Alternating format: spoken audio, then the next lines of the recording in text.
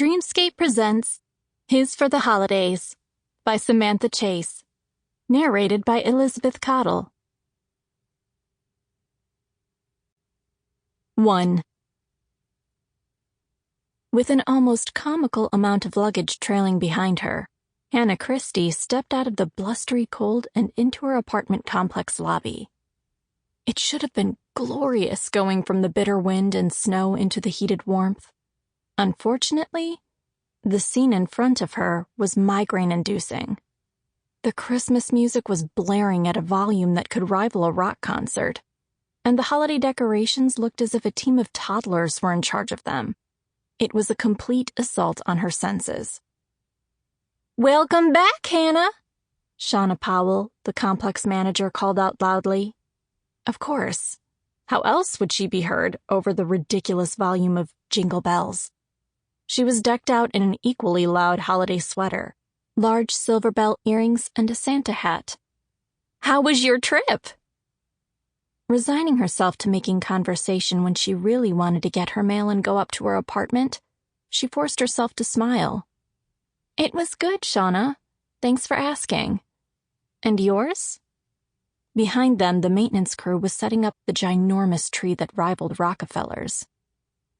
"Fabulous, as always. Did your mom make all your favorites?" she asked excitedly. "I know when I go home for Thanksgiving, my mom spoils me rotten. There is something so comforting about holiday traditions, don't you think?"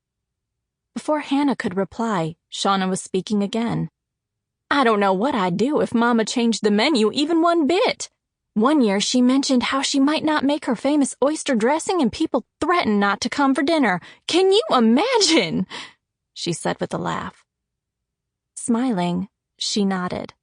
"Yes, well, Thanksgiving dinner is always delicious, and even though I don't get to bring home any leftovers, my mother did bake a ton of cookies and sent them with me instead, so—" "You mean you flew home?" Shauna asked incredulously. "But why? The drive to Maryland wouldn't take that long, and then you could bring even more goodies home with you." It was the same argument her mother had given on every single trip Hannah took home. And although she'd never admit it out loud, her reasoning was so she couldn't be guilted into staying longer. She loved her independence, and living in Raleigh put 300 miles and 5 hours of driving between them. It may have sounded harsh, but this made it possible for her to love her family more than if they lived close by. "I'm not a fan of driving long." Sample complete. Ready to continue?